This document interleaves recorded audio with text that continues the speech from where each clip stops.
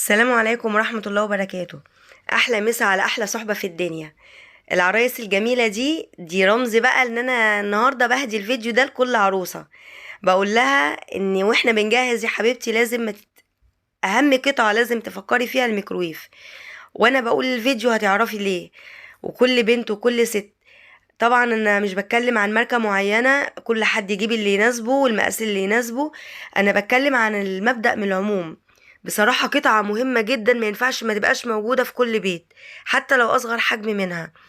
أنا الميكرويف بتاعي اللي أنا هتكلم عليه النهاردة ماركة فريش 42 لتر. طبعا أنا غلطت غلطة وجبته بالشواية، وهقول لكم يعني ليه غلطت.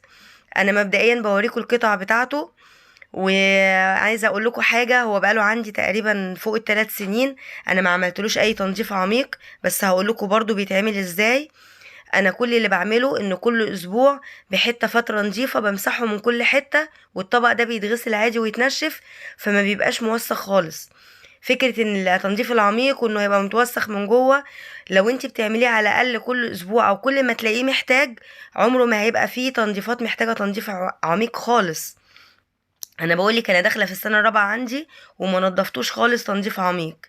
هقول لكم الزراير بتشتغل ازاي. كل زرار من دولت هو ديجيتال على فكره، والزراير اللي فيه كلها كل زرار ليها شغل معين. لو استعملتيه صح هتحبيه قوي ومش هتستغني عنه، كل يوم هيبقى تحت ايدك على طول. انا كنت جايباه لحاجات بسيطه جدا وسبته في الكرتونه فتره طويله، لان انا لما فتحت الكتالوج بتاعه عشان اتعرف عليه اتخضيت. لقيت الحاجات اللي فيه مجعلصه وما فهمتش منها حاجه خالص، لحد ما فتحت فيديوهات وريفيوهات وعرفت يعني ايه الشغل بتاعه والزراير بتاعته هنشتغل عليها ازاي. طبعا من 1 ل9 دي زراير الدقايق. بتقدري تظبطي الدقايق زي ما انت عايزه، اي وقت انت عايزاه. الزرار اللي على اليمين من تحت خالص ده ستارت. ستارت ده بتاع التشغيل، اما بتظبطي اي حاجة هنروح لستارت ده اللي صباعي عليه ده وندوس عليه. الناحية التانية ستوب ده اللي بيوقف قبل ما تفتحي الباب. بتدوسي ستوب وبتوقفي وبتفتحي. عندنا الثلاث زراير اللي فوق دول. الزرار الاولاني تايم كلوك ده بتاع الوقت، وطبعا مش بنحتاجه لان كل حاجة متبرمجة. تاني زرار اللي انا دايسه عليه ده في F1 دي بتاعت اللحمة، بتاعت فك اللحمة. ازاي هنفك اللحمة المتجمدة. زي اول حاجة هندوس عليها هنظبط على F1. لو كيلو اللحمة عندنا اللي هنعمله هندوس على 1000 جرام، ونروح دايسين ستارت هتجيب لنا الوقت المطلوب اللي المفروض هيشتغل عليه، وهتلاقيه اشتغل على طول فورا. F2 دي يا جماعة عشان الفراخ، وكل حاجة ليها درجة حرارة، وكل حاجة ليها اللي هيشتغل عليها. فما ينفعش تعملي فك الفراخ للحمة ولا ده لده. لو دوستي على فك الفراخ هيجيبلك الوقت، مش هيجيبلك الوزن. هيجيبلك 5 دقايق او 10 دقايق حسب الحاجة اللي انت هتفكيها. طبعا انا هقول لكم في فك اللحمة ايه الحاجات اللي فيها عشان تبقى صحية وما تبقاش مضرة ليكي. زي ما اوريكم تاني للمرة التانية، انا دوست على F1 في الزرار اللي هو ديب فروست. مكتوب عليه WT اللي هي لحوم وفراخ. الاولانية F1 لحوم وF2 فراخ. طبعا زي ما قلت لكم اللحوم بتتقاس بالجرام، وتدوسي ستارت هو هيحدد لك الوقت اللازم. اما الفراخ انت بتحددي الوقت وبتفتحي من نص الوقت تشوفي ايه نظامها، مش بتسيبي لغايه ما الوقت يخلص. لو سبتيها لغايه ما الوقت يخلص بتفك وبتغير لونها. لا، انت خدي نص الوقت، ولو لقيتيها مجمده فككيها من بعضها وحطيها شويه صغيرين وافتحي. خدي الفكه اللي انت محتاجاها. ما تفكيش لدرجه اللي يخلص الوقت وتلاقي اللحوم فكت الدم بتاعها او الفراخ. لا، ما تعمليش كده، فده هيبقى صحي، مش هتبقي انتي عملتي حاجه مضره في اللحمه. انا بمسك اللحمه نص الوقت بتاعها بالظبط بطلعها، بفككها بايدي لانها بتبقى فكت خالص، وبقلبها الناحيه التانية، وبروح حطاها على طول بلاقيها فكت كانها فريش وجايه حالا.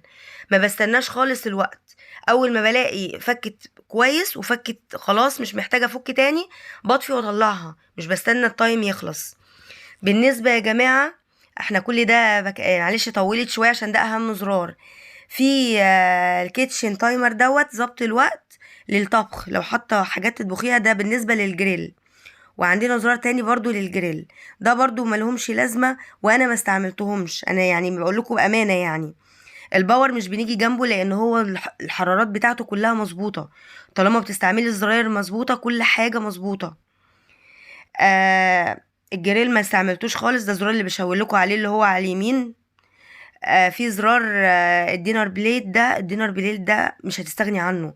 ده الزرار اللي في النص في الصف التاني، ده يا جماعة بتاع تسخين طبق العشاء. بتحطي الاكل اللي هتحطيه، ده بيتقاس بالوزن. اول ما بتدوسي عليه بتحددي وزن الاكل اللي انت حاطاه، مش بالظبط يعني، انت بالويم كده.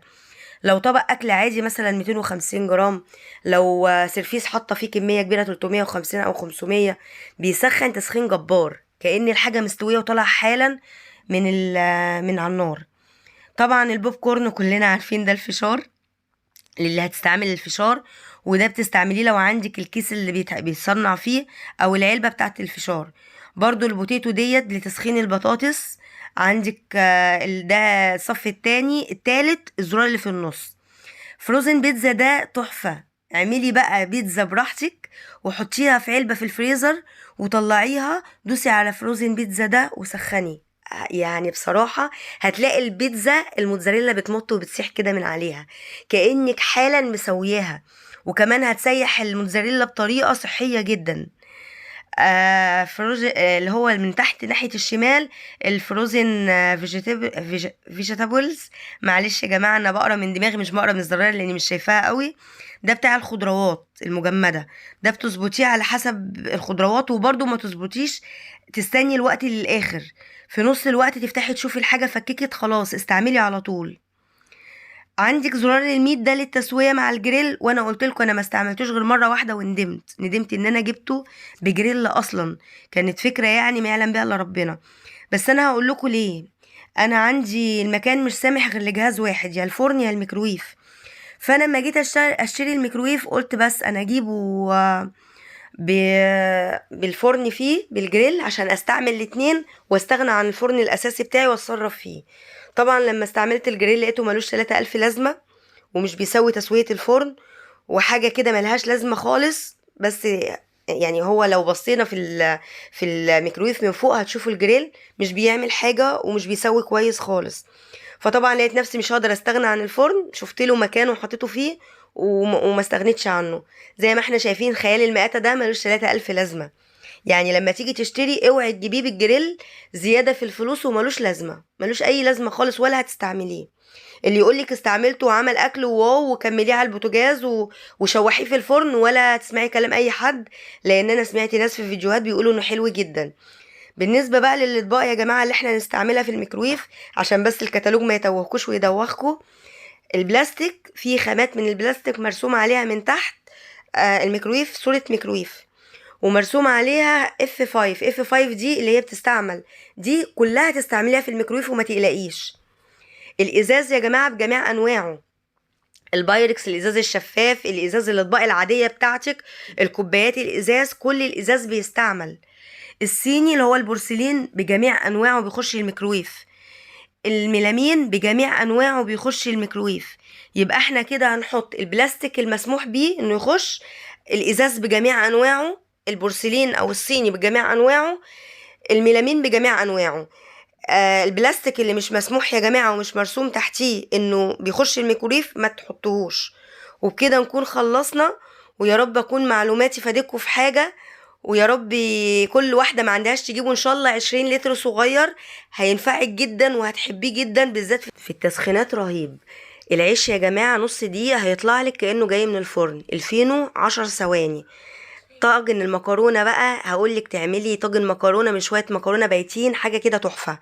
عندك المكرونه بقوطه بايته في التلاجة طلعيها، شويه ميكس جبن، عندك شاورمه فراخ، حته فراخ او شاورمه فراخ، شويه زيتون، هتطلعي احلى طاجن بعد دقيقه واحده من الفرن. كده يبقى شفنا كذا وصفه مع بعضينا ونقدر نظبط وصفات كتير.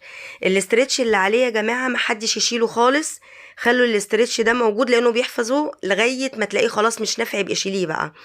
بالنسبه للتنظيف، عشان انا قلت لكم هقول لكم التنظيف، طبق ميه فيه معلقه خل وولعيه لغايه ما تلاقي الفرن كله شبر كده، هتبقي ضامنه ان كل الدخان دوت اتغلغل فيه كله.